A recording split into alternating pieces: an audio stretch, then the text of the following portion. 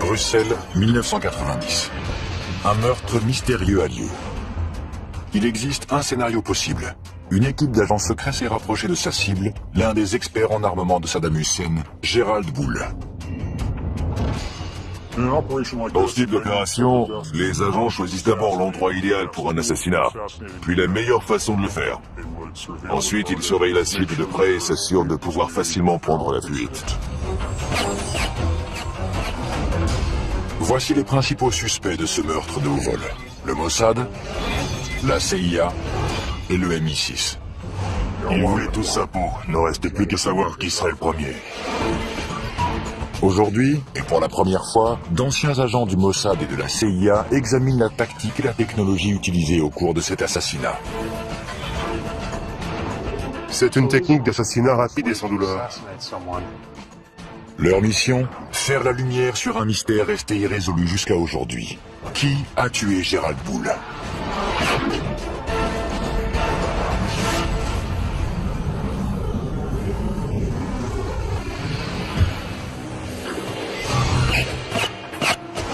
Un scientifique véreux, expert en armement, est abattu froidement. Les assassins disparaissent sans laisser de traces. Qui est derrière ce meurtre et quel est le mobile? Encore aujourd'hui, nous avons davantage de questions que de réponses quant au meurtre de Gerald Bull. 20 ans après les faits, une équipe d'ex-agents secrets israéliens et américains sort de l'ombre pour analyser ce crime et nous révéler un univers inconnu. Il y a une excellente scène du film La mémoire dans la peau, où le supérieur de Jason Bourne lui dit qu'il n'est pas simplement payé pour assassiner des gens, mais pour les assassiner et faire croire que quelqu'un d'autre est responsable. Ça fait partie du métier. C'est un univers de surveillance, de trahison et d'habileté technologique. Les missions sont organisées pendant plusieurs années et leur succès repose sur l'entraînement et l'instinct d'un agent sans visage et sans identité, l'agent secret. J'ai passé 13 ans au sein du Mossad. Pendant les 7 premières années, j'étais un combattant, c'est-à-dire un agent clandestin. Les actions d'un bon espion peuvent réellement changer le cours de l'histoire. L'espionnage est la deuxième profession la plus ancienne du monde et l'une des plus dangereuses. J'ai été un agent traitant de la CIA pendant de nombreuses années. Je travaillais en clandestin. Il n'existe pas d'immunité diplomatique pour ce genre de mission. C'est un peu comme un soldat qui se fait arrêter alors qu'il ne porte pas d'uniforme. La punition est bien plus sévère. Il existe une trace de ces dangers. 102 étoiles gravées sur le mur commémoratif du siège de la CIA à Langley. Chacune d'entre elles représente un agent qui a sacrifié sa vie. Le véritable risque d'un agent clandestin est d'être découvert. À terre! Plus vite! Ça peut devenir moche. Le risque est important et impossible à éviter. Les espions risquent leur vie chaque fois qu'ils entrent en territoire ennemi. Mais il existe une mission en particulier qui est bien plus dangereuse que les autres. Il s'agit de l'opération clandestine et mortelle appelée liquidation. Les opérations clandestines de liquidation sont très rares.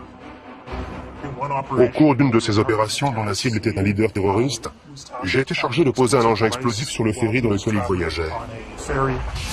Je ne sais pas comment l'opération s'est terminée, on m'a juste dit qu'elle avait réussi, et c'est tout ce que j'avais besoin de savoir. Ce sont des gens qui ont du sang sur les mains et qui ont tué d'innocentes victimes. La seule façon de les empêcher de mener à bien leur prochain attentat, c'est de les éliminer. Les services d'espionnage s'intéressent aux terroristes depuis des décennies. Mais ce ne sont pas les seuls à figurer sur leur liste des cibles à liquider. Les autres personnages qui les intéressent sont les trafiquants et les fabricants d'armes, qui ne sont pas rattachés à une organisation. À la fin des années 80, un homme attire l'attention de tout le monde. Le scientifique canadien spécialiste en armement, Gerald Bull. Gerald Bull avait été approché par plusieurs services de renseignement, parmi eux ceux du Canada et des États-Unis. Il voulait travailler avec les deux. Avant 1980, le scientifique a travaillé pour les deux gouvernements. Il rêve de créer un super canon capable de lancer un satellite en orbite. Son travail était dédié à l'amélioration des canons pour pouvoir tirer à très grande distance. Mais d'anciens agents affirment que ce génie de la science possédait un côté plus sombre. Les scientifiques qui inventent des armes sont en premier lieu fidèles à la science. Ils ne se considèrent pas comme des fabricants d'armes capables de massacrer des millions de personnes. C'est comme l'homme qui organisait les horaires des trains à destination des camps de concentration. Il pensait n'être qu'un employé des chemins de fer. Il ne se considérait pas comme un meurtrier de masse. Il est intéressant de savoir que Gerald Bull était l'une des 3 seules personnes de toute l'histoire des États-Unis à avoir obtenu la nationalité américaine grâce à une loi du Congrès. C'est assez ironique, puisqu'en réalité, Gerald Bull se moquait parfaitement d'avoir ou non la nationalité américaine. Il ne s'intéressait qu'à sa technologie et à ceux à qui il pouvait la vendre. Peu lui importait le passeport qu'il avait en poche. Il avait de nombreux ennemis car il travaillait pour plusieurs États voyous. Il était impliqué dans diverses transactions avec de l'argent sale et il se mettait donc en danger sur 2 fronts différents. En 1980, Gerald Bull enfreint les lois américaines sur l'armement et il est accusé de trafic d'armes avec l'Afrique du Sud. Il est condamné à 6 mois d'emprisonnement dans une prison fédérale. Gerald Bull était à 2 doigts de mettre au point un système balistique qui aurait pu nous protéger de tous nos ennemis pendant très longtemps. Je ne sais pas ce qui s'est passé quand il a rompu avec la CIA, mais à l'époque, c'était une star. Quand Bull ressort de prison, il n'a plus de patrie. Il projette de construire son super canon et de le vendre au plus offrant. Il a de nombreux clients potentiels. La Chine, l'Iran et un peu plus tard, l'Irak. Le gouvernement irakien a adoré son idée et s'est mis à la financer. L'Irak fait venir Gerald Bull à Bagdad, où il commence à travailler sur une arme secrète surpuissante dont le nom de code est Projet Babylone. Le projet Babylone était un canon gigantesque et très puissant, capable de lancer un obus de la taille d'une voiture à une distance d'environ 1000 km. Si le rêve de Gerald Bull devient réalité, Saddam Hussein gagnera une arme capable de semer le chaos au Moyen-Orient. Bien évidemment, un tel projet ne passe pas inaperçu des services secrets du monde entier.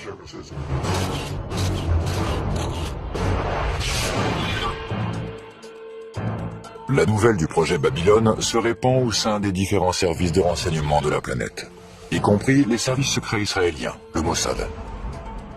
L'Irak avait déjà menacé plusieurs fois d'entrer en guerre contre Israël. Le Mossad dédiait par conséquent énormément de temps et d'argent au recrutement d'officiers supérieurs de l'armée, de scientifiques et de membres du parti basse. Il envoyait également des agents sur place pour obtenir des informations pratiques. Si le Mossad prend quelqu'un pour cible, ce n'est qu'une question de temps avant que cette personne soit amenée devant la justice.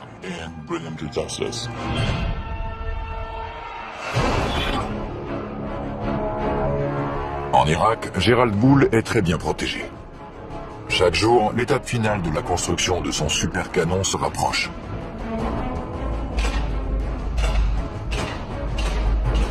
Le Moyen-Orient est une véritable poudrière, et Gerald Bull est sur le point d'y mettre le feu.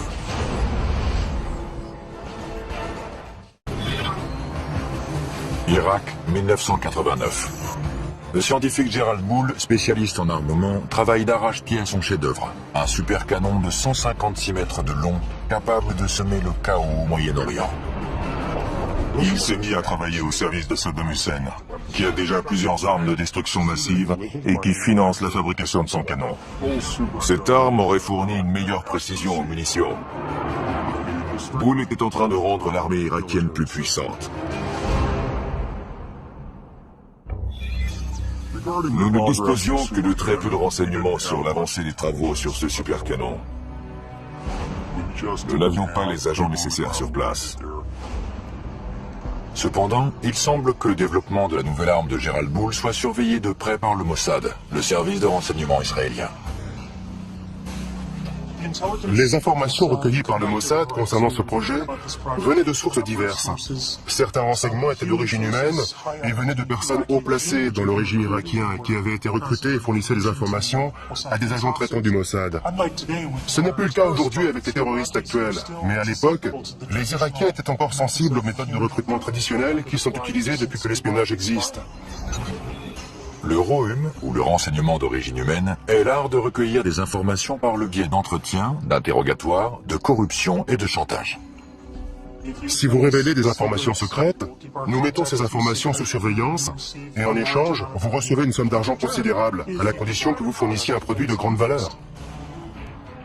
Pour les agents clandestins en Irak, le prix à payer peut être très élevé. Lorsque les agents du Mossad opèrent au sein des pays cibles, ils prennent le risque d'être torturés, exécutés ou emprisonnés. Il est très peu probable qu'ils revoient la lumière du jour une fois découverts. Le pire cauchemar des espions, c'est un séjour dans la chambre des horreurs, où l'on procède à l'arrachage des ongles. Il faut éviter cet endroit à tout prix. Car c'est là qu'on vous arrache les ongles. Vous êtes complètement épuisé et on vous attaque de toutes les façons. Vous subissez une torture psychologique. On essaie de vous humilier et surtout de vous faire craquer. Mais bien sûr, certains d'entre nous possèdent une force qui leur permet de résister. Pour éviter la chambre des horreurs, un espion doit toujours avoir des yeux derrière la tête, même s'il ne quitte jamais sa cible du regard. Lorsqu'on met en place une opération de surveillance, il ne faut jamais oublier que l'ennemi va utiliser des techniques de contre-surveillance. Prendre des photos d'un sujet est un acte agressif qui éveille les soupçons.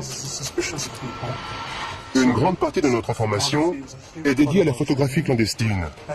Et c'est l'un des éléments essentiels du métier que tout espion se doit de maîtriser.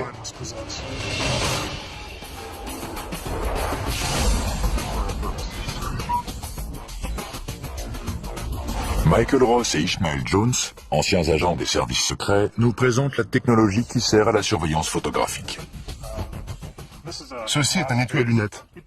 C'est un appareil photographique très ingénieux. Il y a un trou, et lorsqu'on l'ouvre, on découvre un appareil photo à l'intérieur qu'on peut relever. On peut le poser sur une table, prendre quelques photos, sortir ses lunettes, et les nettoyer, puis les ranger et refermer l'étui. Mais en réalité, c'est un équipement d'espion. Si quelqu'un ouvre cet étui, il comprend tout de suite que son propriétaire est dans l'espionnage. Mais moi, ce que j'utiliserais, c'est quelque chose de plus grand et de plus simple, un objet commun. C'est un appareil photo comme les touristes en utilisent partout dans le monde. Je le mets dans un sac. Il y a un filet à mailles. Cela me permet de me rapprocher de la cible et de prendre des photos. J'utilise également une télécommande pour ne pas avoir besoin de toucher l'appareil. Je n'ai qu'à viser et appuyer. La surveillance d'un site à haute sécurité, comme celui de la fabrication d'armes du projet Babylone, est très risquée. La capture des agents aboutit à leur torture, ou pire encore.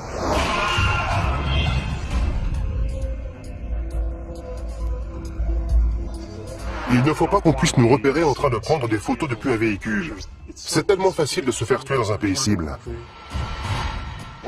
L'une des techniques qu'on peut utiliser, c'est celle de la boîte de mouchoirs. On laisse quelques mouchoirs à l'intérieur et on y place l'appareil photo. Puis on l'installe sur le tableau de bord comme ça. Je choisis la position idéale pour pouvoir prendre des photos des cibles que je veux immortaliser. Et voilà, je suis juste assis dans ma camionnette, les mains sur le volant. Je n'utilise même pas l'appareil. Jabal Amrin en Irak, 1989. Gérald Bull teste une version réduite de son supercanon, le Mini Babylone. Il travaille également à l'amélioration du système balistique des missiles Scud de Saddam Hussein. Ces avancées pourraient avoir de terribles conséquences.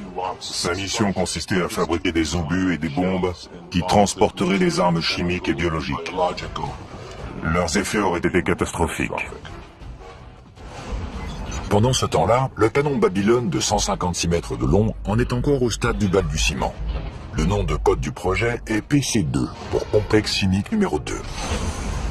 Des tuyaux en acier parviennent d'Europe en Irak pour un soi-disant projet pétrochimique. Mais ils serviront à construire le canon du véritable Babylone.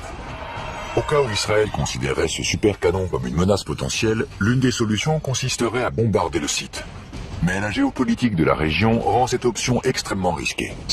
Envoyer l'armée de l'air israélienne dans l'espace aérien des pays voisins qui faciliterait un bombardement est très difficile et très compliqué. Ce n'est pas une action qu'Israël peut mener sur un coup de tête. Habile, impitoyable et mortel. La réputation d'assassin de personnages importants du Mossad est légendaire. C'est une guerre dans l'ombre, et parfois, en temps de guerre, il faut faire preuve de violence pour pouvoir détruire l'ennemi. Le Mossad encourage cette réputation, car il pense qu'elle effraie ses ennemis et qu'ils hésiteront donc à attaquer. Gérald Boul et son canon surpuissant, financé par Saddam Hussein, représentent une menace potentielle aux yeux d'Israël. Le projet attire maintenant l'attention des services secrets du monde entier. Il venait en aide à l'Irak, et il savait pertinemment que ce pays était devenu l'ennemi des États-Unis. Le projet d'armes secrètes de Gérald Boul implique toute la planète. Des éléments essentiels à sa construction ont été fabriqués dans plusieurs pays différents. Gérald Boul effectue plusieurs allers-retours entre Bruxelles et le Moyen-Orient, et il reste quasiment intouchable lorsqu'il est en Irak. La logistique d'un assassinat alors qu'il est sous la protection du régime irakien est beaucoup trop compliquée. Il s'agit d'une opération d'une envergure trop importante pour être menée à bien. L'un des scénarios envisagés est d'attirer le scientifique hors d'Irak, en le faisant venir à Bruxelles à l'aide d'une tactique très utilisée. Flatter l'ego de la cible. Une fausse conférence a été annoncée et il était invité à intervenir et à prononcer le discours liminaire de cet événement fictif.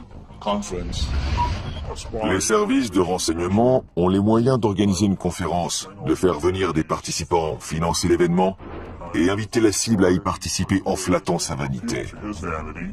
On lui dit « Nous savons que vous êtes le plus grand spécialiste en canon du monde et nous aimerions que vous participiez. » Selon Yuval Aviv, ceux qui essaient de piéger Gérald Boul l'ont alléché davantage en utilisant un pot de miel. Le pot de miel est un terme qui remonte à l'époque de la guerre froide.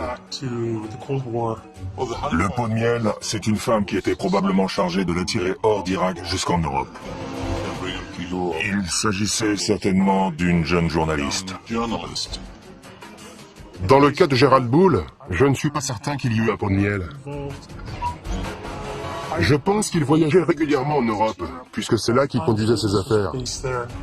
C'était beaucoup plus simple d'attendre qu'il revienne en Europe et le cibler ensuite.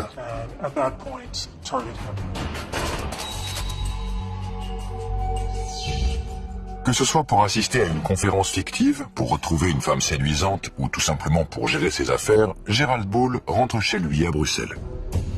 Selon certaines sources belges, il n'est pas seul. Un ou plusieurs services de renseignement maintiennent une surveillance constante. L'équipe de surveillance doit être dynamique et souple pour pouvoir suivre la cible dans n'importe quelle situation.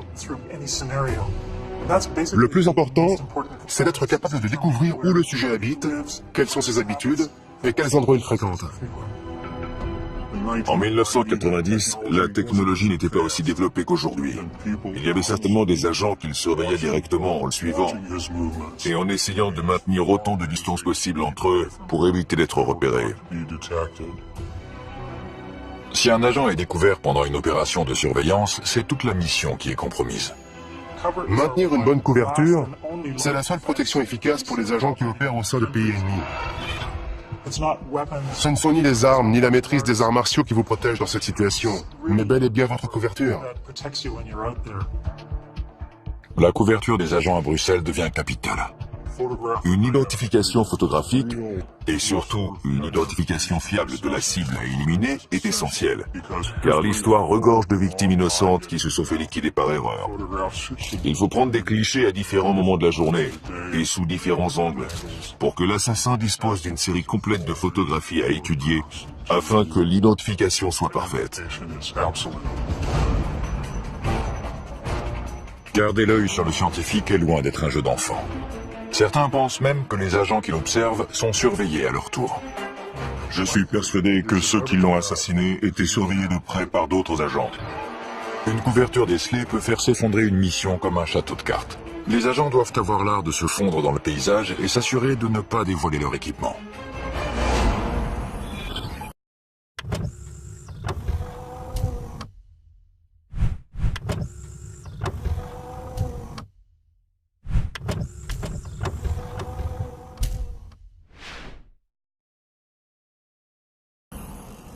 Celui-ci peut se transformer en... Michael Ross, ancien agent du Mossad, et Ishmael Jones, ancien agent de la CIA, nous expliquent les dangers de l'utilisation de matériel d'espionnage. Que se passe-t-il si vous êtes découvert avec cet équipement? Si vous avez en votre possession ce type de matériel pendant un interrogatoire, on vous envoie immédiatement à la chambre des horreurs. C'est la preuve que vous êtes un espion. Si vous utilisez ce type d'objet, c'est que votre quartier général vous a confié une mission d'espionnage et les raisons pour lesquelles vous pourriez avoir besoin d'un tel équipement sont plus qu'évidentes. C'est ça qui me plaît dans cet objet. Il est ce qu'il est. Il n'est pas camouflé. Il ne reste plus qu'à sortir l'antenne, relever les sécurités, et une fois la lumière allumée, si j'appuie sur ce bouton, boum, quelque chose va exploser quelque part. D'un autre côté, il existe ces appareils de communication qui sont très intéressants et de très bonne qualité. Si on ouvre cet étui à cigarette, on découvre l'appareil qui permet de communiquer. C'est formidable. Plusieurs de ces objets servent à communiquer. Ceci est en réalité l'ancêtre du téléphone portable.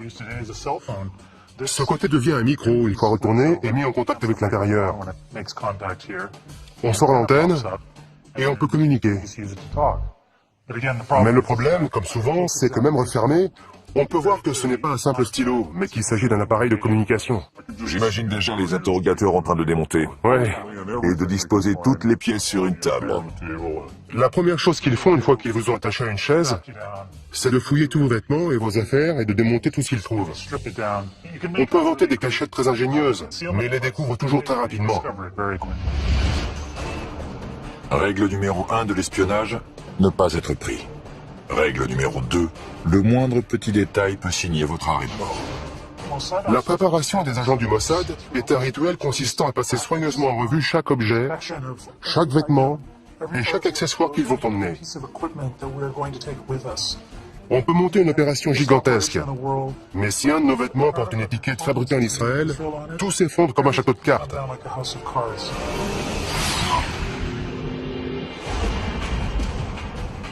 C'est l'hiver en cette année 1989 à Bruxelles. Cachée quelque part dans la ville, une équipe d'agents secrets met probablement au point un plan pour éliminer leur cible. L'étau se resserre autour de Gerald Bull. Mars 1990. Gerald Bull est de retour à Bruxelles. Il est probablement suivi. Pourquoi ?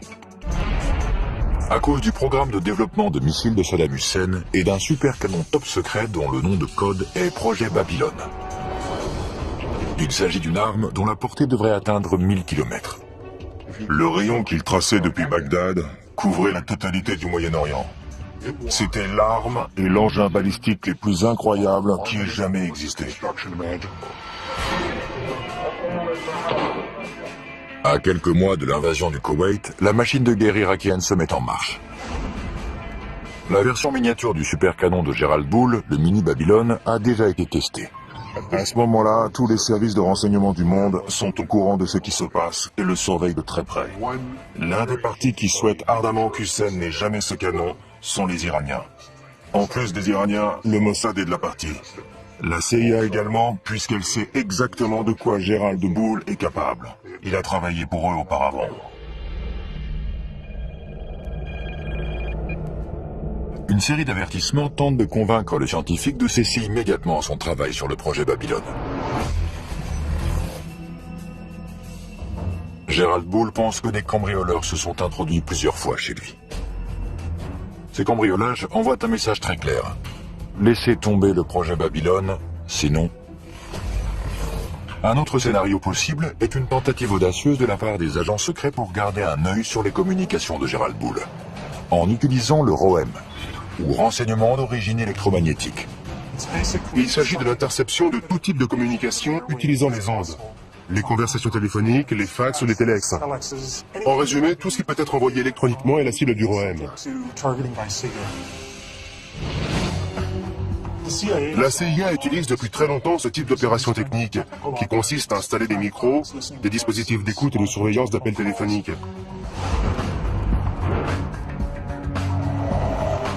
Donc, elle est toute désignée pour mener ce genre d'opération de surveillance, et particulièrement la surveillance électronique de la cible.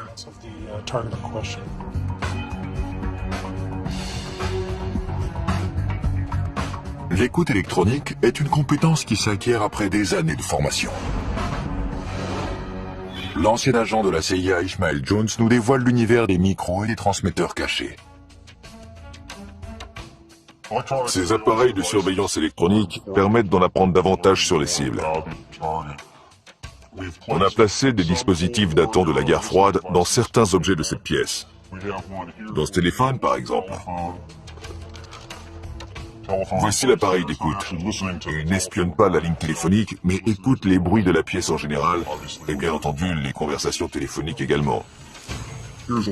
En voici un autre installé sous le siège d'une chaise de bureau standard. Cette partie doit ensuite être recouverte de bois ou de tissu pour ne plus être visible. Pour dissimuler un dispositif dans un livre, il faut l'installer dans le dos. C'est d'ailleurs un appareil de la CIA. On peut voir le dispositif audio en haut, les piles sont au centre, et les autres éléments de l'appareil sont en bas. C'est un transmetteur complet. Mais lorsque la cible est mobile, il faut pouvoir suivre ses conversations à travers la ville. L'une des solutions possibles remonte à la guerre froide. Voici un dispositif d'écoute de la guerre froide. L'avancée de cette technologie, c'est que les conversations de la cible peuvent être entendues, peu importe où elles se trouvent, tant qu'elle porte ce manteau. L'inconvénient de cet appareil, c'est qu'il se remarque facilement. Il ne ressemble pas à un bouton normal.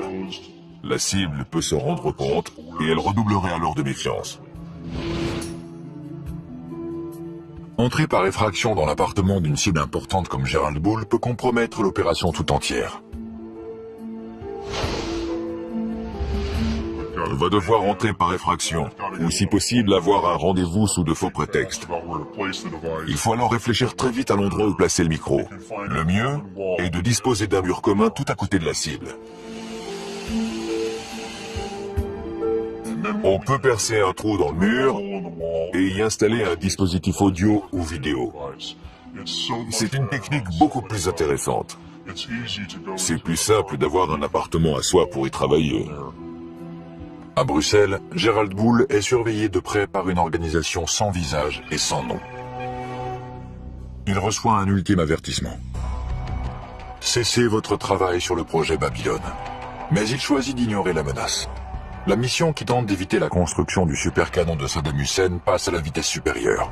La technique la plus simple pour stopper cette opération est d'éliminer Bull himself. Le spécialiste en armement canadien est condamné à mort. Bruxelles est un endroit idéal pour liquider un homme comme Gerald Bull. La ville est calme et sûre, et la cible se sent à l'aise et détendue. À Bruxelles, on entre en mode tourisme. Le scientifique pense que des cambrioleurs se sont introduits dans son appartement plusieurs fois, mais sans emporter d'objets de valeur. Il reçoit un ultime avertissement. Il doit cesser son travail sur le projet Babylone. De nombreux ennemis peuvent avoir été les auteurs de cette menace. Encore aujourd'hui, personne ne sait qui l'a appelé. La menace peut venir de différentes sources, y compris le Mossad ou l'Iran. D'après moi, les Iraniens pourraient très bien avoir assassiné Bull. Ils auraient pu le faire. Ils en avaient les moyens. Tous les plus grands services de renseignement sont capables de mener à bien une telle opération. Et ils l'ont déjà fait par le passé. La CIA, l'ancien KGB, aujourd'hui SVR, le MI6.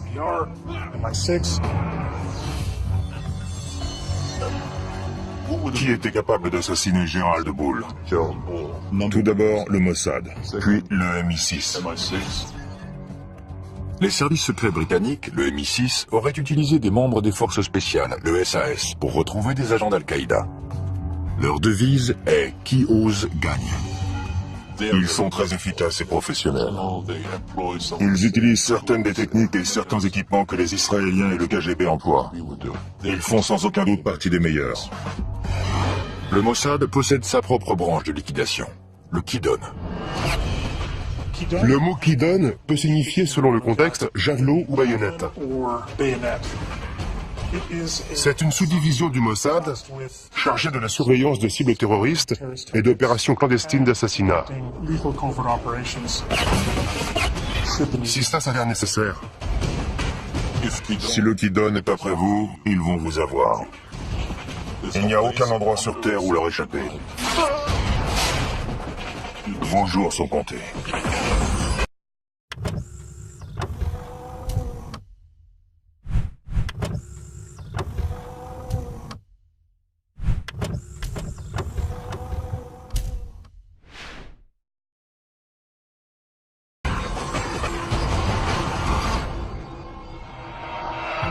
Bruxelles, mars 1990.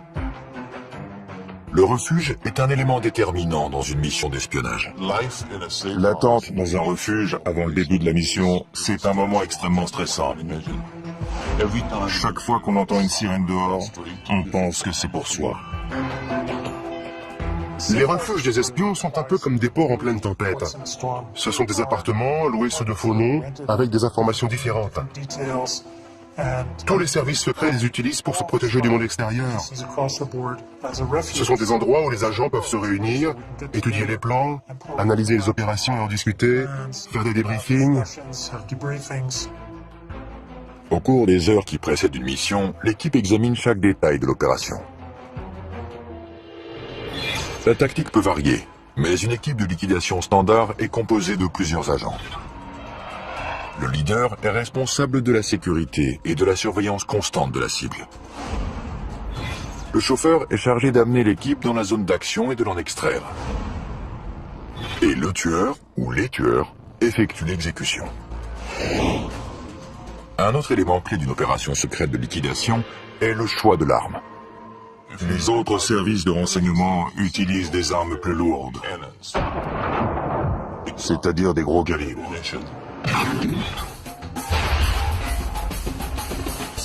Mais le Mossad a décidé que la précision est prioritaire.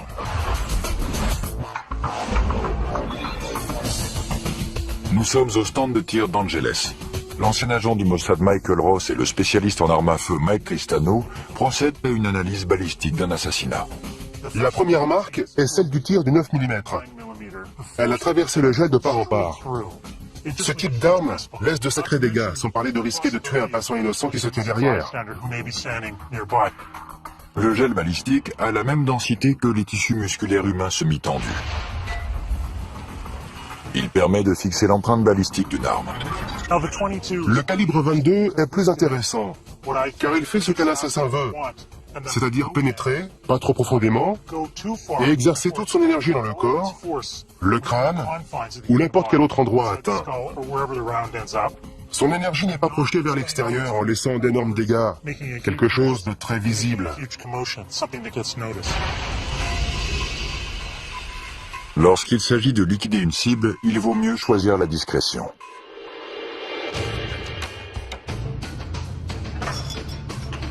Un autre problème que peut rencontrer une équipe d'agents opérant à l'étranger est le transport d'armes vers un autre pays. En Europe, on peut facilement se procurer une arme sportive, même si la loi sur la possession d'armes est très stricte. On retire le canon, il faut ensuite le scier à cet endroit et le remplacer par la suite, car sur ce type d'arme, la chambre est située dans cette partie du canon. On retire aussi le magasin et on obtient une arme qui se rapproche d'un pistolet. Une fois les pièces les plus petites et les plus discrètes assemblées à nouveau, on obtient une arme de petite taille, idéale pour une exécution et similaire à celle que le Mossad utilise. Le résultat est un semi-automatique de calibre 22 à 7 coups et sur lequel on peut visser un silencieux. D'autres agents suggèrent que la valise diplomatique est un autre moyen efficace d'introduire clandestinement une arme dans un autre pays. Les valises diplomatiques sont indispensables aux services secrets, car elles permettent de transporter d'un pays à l'autre différents objets, allant d'images satellites à des armes si nécessaire.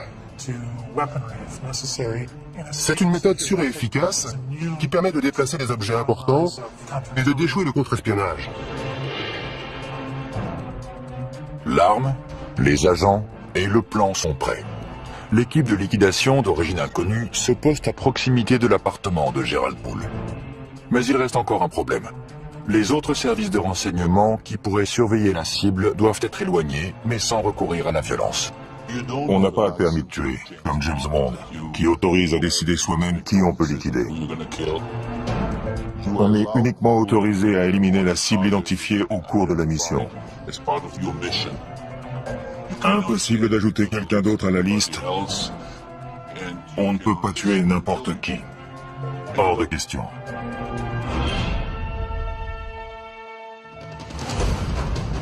Dans le cas de Bull, s'il était suivi par un troisième pays, la meilleure solution était de distraire l'équipe de surveillance pour l'éloigner.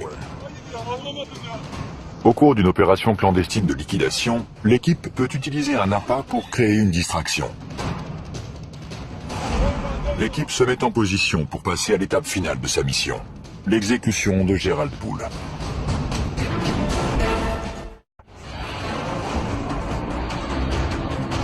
À la veille de la guerre du Golfe, Saddam Hussein a rassemblé un arsenal d'armes de longue portée. Le scientifique expert en armement Gerald Bull est l'un des fers de lance de cette initiative. L'étau se resserre, alors qu'un service de renseignement dont l'identité demeure inconnue le prend pour cible. Il compte l'éliminer avant que son arme détruise l'équilibre précaire du Moyen-Orient. Bruxelles, 22 mars 1990. Une équipe d'agents secrets est en position aux abords de l'appartement de Gerald Bull. Toute la mission et ses mois de préparation dépendent de ce moment précis. S'il s'agissait d'une opération du Mossad, alors les agents devaient être à leur poste pour communiquer les informations et les mouvements de la cible. Si on suit ce scénario, c'est ensuite au tueur désigné, une fois l'identité de la cible confirmée, d'entrer en action. Le tueur doit rester concentré sur la cible et son second se charge de sa sécurité et d'empêcher toute intervention extérieure.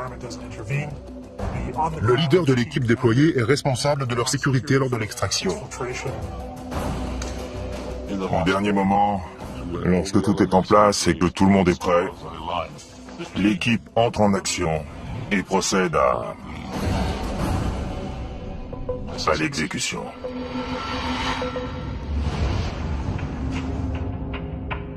Le niveau de stress est élevé, bien évidemment.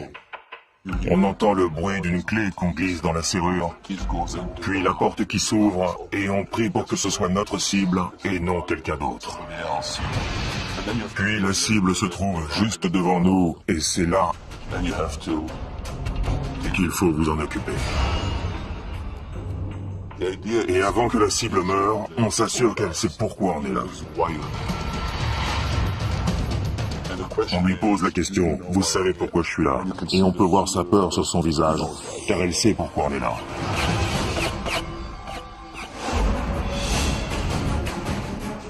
Une fois que c'est fait, tout le reste de votre équipe est en mode « Comment fuir ?» Comment sortir de toute cette zone sans être vu et disparaître? Le leader emboîte le pas du tueur alors qu'il se dirige vers un véhicule pour s'enfuir. Il s'éloigne en prenant deux virages à 90 degrés pour que personne ne puisse voir dans quelle direction il se dirige. Après ces deux virages à angle droit, ils arrivent au point d'extraction où un autre véhicule les attend. L'équipe s'éloigne pour disparaître à tout jamais. Il n'y a aucun témoin. Gerald Bull a été abattu de plusieurs balles. Et personne n'a rien entendu. Le tueur a utilisé un modérateur de son, plus communément appelé silencieux. Il s'agit d'un dispositif essentiel à une liquidation rapprochée. De retour au stand de tir d'Angeles, Michael Ross et l'expert en armes à feu Mike Tristano nous exposent la science du silence. Voici un 9 mm non muni d'un silencieux.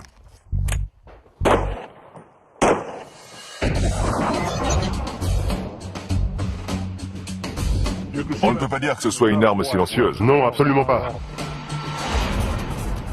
L'arme de prédilection du Mossad pour les exécutions est un pistolet de calibre 22 équipé d'un silencieux. Le principe d'un modérateur ou silencieux est assez simple. On le place sur la bouche du canon d'une arme à feu. Le mécanisme interne est une série de rondelles qui piègent les gaz libérés lors d'un tir. Le bruit est émis lorsque le percuteur heurte la balle, qui est ainsi projetée hors du canon. Si on parvient à étouffer ce bruit, à dissiper ces gaz avant que la balle ne sorte du canon, le tir devient très silencieux. Un silencieux peut réduire le niveau sonore d'un coup de feu de 30 décibels. Un autre avantage du silencieux est qu'il améliore la précision du tir. Le canon est rallongé, le tir est donc un peu plus précis. C'est le même principe qu'avec un fusil. Il est plus précis parce que le canon est plus long. Comme vous le voyez, les impacts sont relativement groupés. Je crois qu'on peut dire qu'il est mort. Grâce à leur technologie et à leur habileté, les assassins de Gerald Bull ont pu s'échapper sans être repérés. Mais le mystère reste entier. Qui a appuyé sur la détente? La probabilité qu'un service de renseignement étranger soit responsable de l'assassinat est grande. Le premier qui vient à l'esprit est le Mossad. Il est bien connu que le Mossad procède à des liquidations. Il existe une autre possibilité. Le tueur est peut-être un agent d'un autre service secret travaillant en collaboration avec le Mossad. La seule organisation qui pourrait collaborer avec le Mossad est le MI6 britannique. Le Mossad n'a jamais collaboré avec d'autres services par peur que l'autre organisation ne soit pas à la hauteur, qu'il y ait trop de paperasserie et que toute la mission soit ralentie. Mais ils ont collaboré à de nombreuses reprises avec le MI6. Et avec succès. De nombreux spécialistes sont persuadés que les responsables sont des agents du Mossad. Mais le résultat des analyses balistiques ne correspond pas à leur mode opératoire. Un pistolet calibre 22 avec silencieux. L'élément intéressant dans cette affaire est que Gerald Bull a été assassiné avec une arme de gros calibre. La scène a donc dû être très sanglante et je pense que cela indique que le tueur n'était pas un professionnel. Mais il existe bien entendu la possibilité que les tueurs aient choisi de faire croire que quelqu'un d'autre, nettement moins professionnel, était responsable du meurtre. Un troisième scénario pointe du doigt une autre organisation qui aurait été postée devant l'appartement de Gerald Bull avant l'assassinat. Les Iraniens.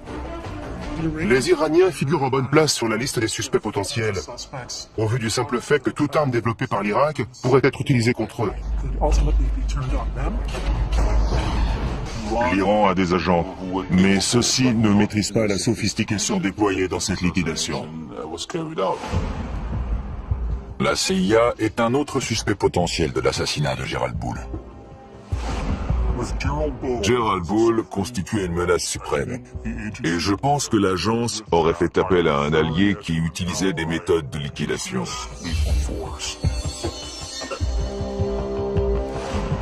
Je ne pense pas que la CIA puisse être impliquée dans un assassinat.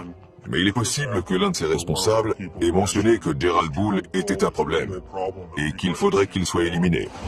Parfois, ce qui favorise l'action est de se taire alors qu'on sait ce qui se passe. L'univers de l'espionnage est souvent comparé à un palais des glaces. La réalité n'est jamais vraiment ce qu'elle semble être. Le mystère qui entoure la mort de Gerald Bull reste entier. L'identité de l'assassin reste inconnue. Est-ce que certains services de renseignement étaient au courant de l'exécution? Et si oui, combien? Une seule chose reste certaine. Quelqu'un a violemment mis un terme à la vie de ce brillant scientifique. L'enquête sur la mort de Gerald Bull n'a pas été très approfondie. Il semble y avoir davantage de pays satisfaits par sa disparition que de nations qui s'inquiètent du fait qu'il ait été assassiné à Bruxelles.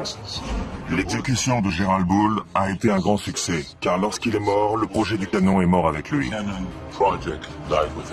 Peu importe qui l'a tué, tous les services secrets sont complices. Car tous voulaient sa mort. Il y en a juste un qui a frappé le premier.